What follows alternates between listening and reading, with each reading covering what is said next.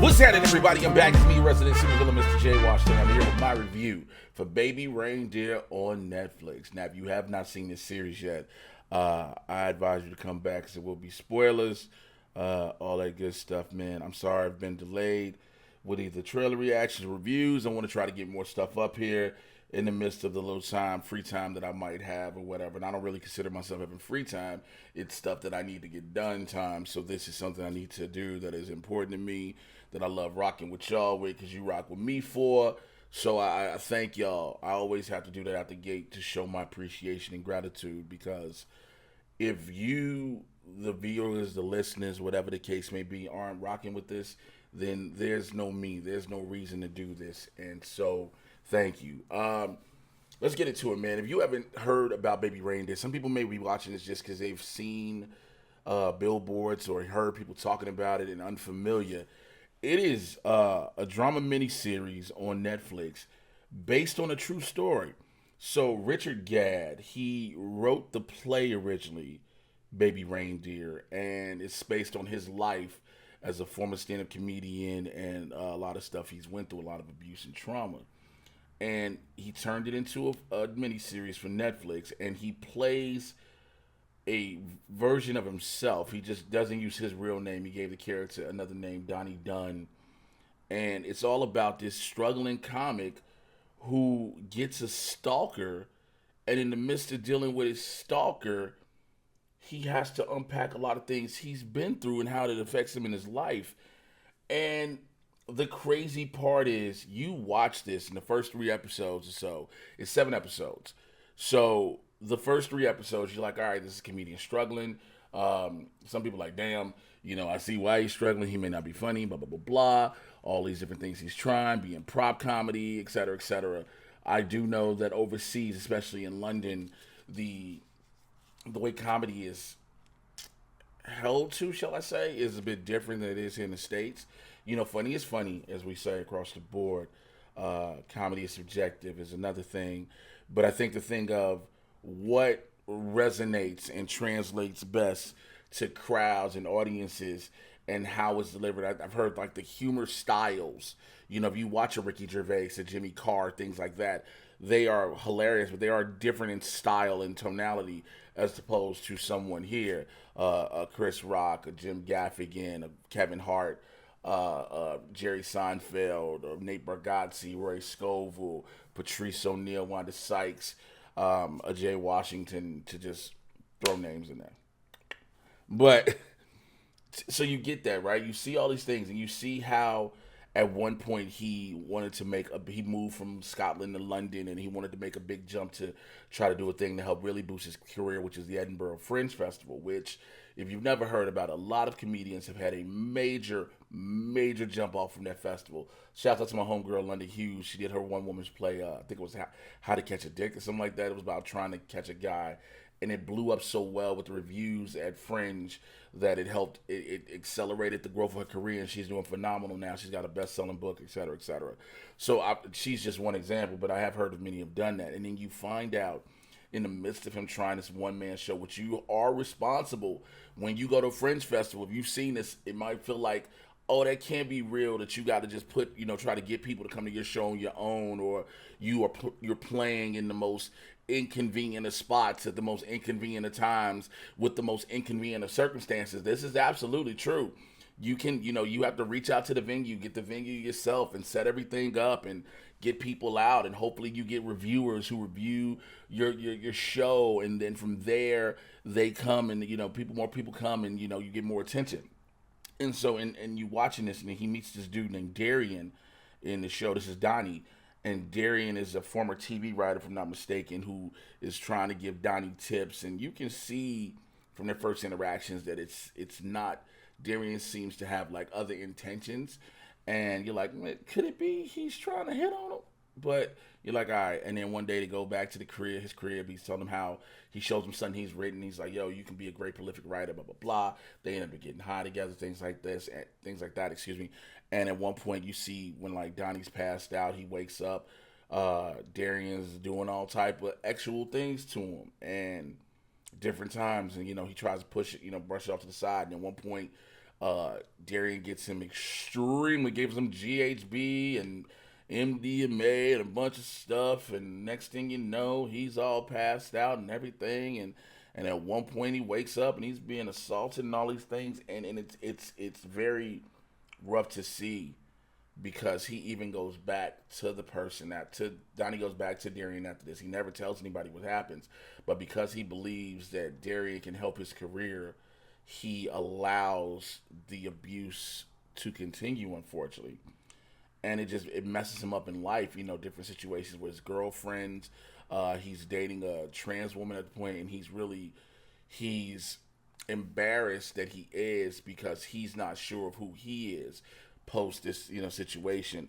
And then he's in a comedy contest. He meets this stalker chick. This is how this all the finding out the story, because there's a woman at his bar. He's working as a bartender because, again, as a comic, well, before you blow up, you got to have another job.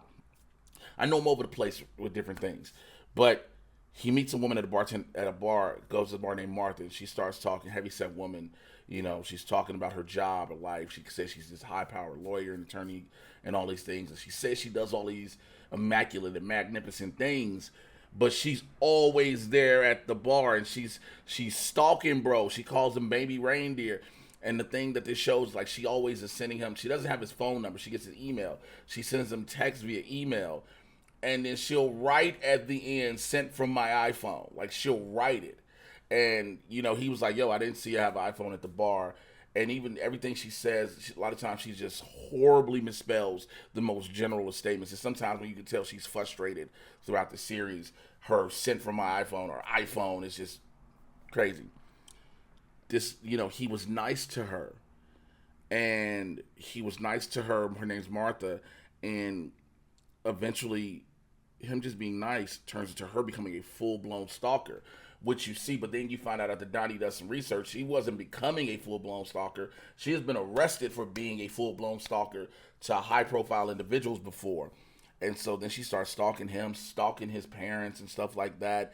At one point, Donnie's in a comedy competition, and because she shows up there, they give him a pass to go through the next round and all these crazy things. And then there's a point in episode 5 or 6, I think it's 5, where Donnie's in the competition in the finals, and he has a major breakdown on stage, and he talks about every single thing that's happened to him. The aforementioned stuff at Edinburgh with the other writer, all the things he's been through, how his life has been, and it goes viral. And even at one point, Martha, the stalker, actually assaults him too. She's following him home and stuff like that, and catches him in that thing and pushes him against the wall and, assaults him then. And it's like, it's crazy because these are the stories you don't hear of typically. And I know when you look around via social media or the internet, you hear countless accounts of women who've gone through these terrible situations. Men and even women who have promised them elevations in their careers and stuff like that, and in exchange for certain favors. And these people have, just pushed themselves onto them, and it's terrible. You hear that, but then you rarely hear on the accounts of the guy side. Like now, I think we're hearing a lot about it when it comes to like the Diddy shit. And I think the crazy part is, people like we always said this thing in the various conversations and whatnot with the Diddy thing of the craziest part about the Diddy accusations is there's been like really nobody coming out being like, nah, he didn't do it. Every accusation, everybody's just been quiet, like, la la la. Not gonna talk about that one because Diddy did that shit. I mean, of course, it's guilty until proven innocent in a court of law, all those things. But you start hearing about these things of happening to men, and I think to summarize all this, I really just wanted to summarize it all to say, to see Richard Gadd play a version of himself to walk and talk us through everything he's been through again, to basically have to relive these moments again is commendable, because you're almost traumatizing yourself again like that. I didn't know this was going to hit so hard. Now, here's the crazy part. I've seen a lot of people say, yo, especially comics, A lot of people have had their baby reindeer situations, have had stalkers throughout the comedy careers and various acting careers and whatnot. You even have pop singers who go through that. You've had that fan or someone you've been nice to who takes it a little bit way too far, who doesn't understand the boundary between it. There's a lot of things I always talk about when you see online about the parasocial relationships people have with celebrities. People think that you get people who will ride or die for people that they do not know in person, that all they know is what they've seen on the internet, or maybe they've liked a tweet or an Instagram post or something like that, or liked a comment that they left and things like that. So to see how it's possible, but this woman had been going through this, and even at points where Donnie goes to the police, they're like, "Well, bro, I don't know what we can do. She ain't done no physical harm," and basically it's brushed off. At one point, the cops say, "Hey, look, it's because there's more potential of a harm from a man to a woman as opposed to a woman to a man," and it's a true thing. Like, it's crazy. We know that because I don't know if y'all been hearing this whole thing of, I think it started on TikTok or something about women saying who would they rather be left alone with in the woods, a man or a bear, and women overwhelmingly have been saying a bear. And there have been a lot of dudes who've been pissed, and I've seen dudes who try to attribute it to, well, go on and hug the bear, cuddle the bear, go on fuck the bear. It's not about that, bro. I need people to read this. Like, a lot of things I don't understand, just to do a slight tangent, if I may, excuse me. I don't get dudes who get mad when women are telling you they'd rather be around a ferocious creature than a human being because of the tendencies of what may happen. Can a bear maul you to death? Absolutely. Can a bear kill you, eat you, or just maim you? Absolutely. But a lot of women have said these things. The fact of the matter is, people would believe them if the bear did. And I think that's the part that's going over a lot of dudes' heads. People like, well, always, because I know there's always going to be some dudes going, well, there are some women that lie. Listen, there are women lie, men lie, numbers don't lie. Also, there is a very, very small percentage that have been proven to be false accusations. And again, I don't know all of the numbers and statistics, but the statistics that have been placed out on the internet for you all to do the research show that. So again, goes back to the stalker situation in the show where, as a guy, he tries to, get his restraining order. They're like, yo, he's like, I got the voicemails. She calling me right now. Nobody's supposed to be calling anybody like this. You can't do anything. And it's interesting to see that. And it's like, at some points, she gets violent with him when he finally calls her out for who she truly is, because she thought he never knew. And you see so much, man. This is so powerful on so many levels. And then for somebody to tell their story, what is it they say? They've spoken their truth, and truth to power. I didn't know what I was getting into when I was watching this. I honestly was like, yo, I'm just gonna watch a drama miniseries on Netflix. They've been dropping a bunch of stuff. All these streaming platforms have. I mean, which they be dropping stuff and making real movies and TV shows. I refuse to refer to everything as content. It is a dirty fucking word. Like, content is this. Are reviews and reactions and talk and breakdowns, not TV shows and movies and miniseries and whatever. But I felt I was just watching something else, and like I said, I saw people talking about it, and I didn't know it was going to hit on that much of a level. There are many people who are dealing with the ramifications of abuse and assault and how it affects their lives because it's balled up inside. I think it's funny that I'm talking about this. I use the term funny loosely and ironically, because May is Mental Health Awareness Month. I've always been open and transparent about my struggles with mental health, from my severe anxiety to my severe depression. How at many times they have overwhelmed me and I don't feel like I can move forward. And I'm grateful for my therapist, to be able to talk through a lot of things. I'm grateful for my cognitive behavioral therapy, where I know that my thoughts control my feelings and behaviors and actions, and they're all intertwined into one another. And so I was looking at the chart just so I can make sure I knew exactly how to say it. But you see the situation that he goes through, Donnie, in the show, that happens to many in real life, celebrity or otherwise.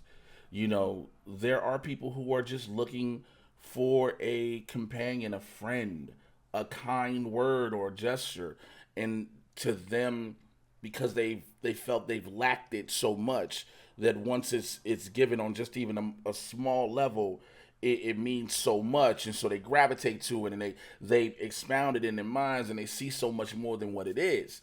So you can see how those situations happen, and they're all unfortunate, of course. Like I said, did not know the ride I was going to go on with this. And I think because, like I said, I've seen so many people I know in just the stand up comedy world who have gone through so much, who, I've lost friends to, them taking their own lives. I've lost people to stalkers and exes and things like that. And I've seen friends. I have friends who have been stalked. I have literally been at a comedy club recently within the past 3 months. This is a true fucking story. I was at a comedy club within the past 3 months, and there was a female comic on the show, and she was terrified because her ex-boyfriend was there. He was stalking her. She was supposed to go up and perform. He was stalking her, like threatening her, and myself and another comic had to go get the staff to let them know. But then I'm like, yo, I'm gonna walk. We're gonna walk her out because like, yo, you can't. I'm not gonna let nobody. Especially, I'm protective of comedians as a comedian myself. But like, to see how this can go on real life levels, how people have been stalked at their places of work where they're trying to do things. People who for comedians, it is a job to get up there and perform, to make people laugh who don't know you is a job. It is a difficult job. It is under the public speaking element.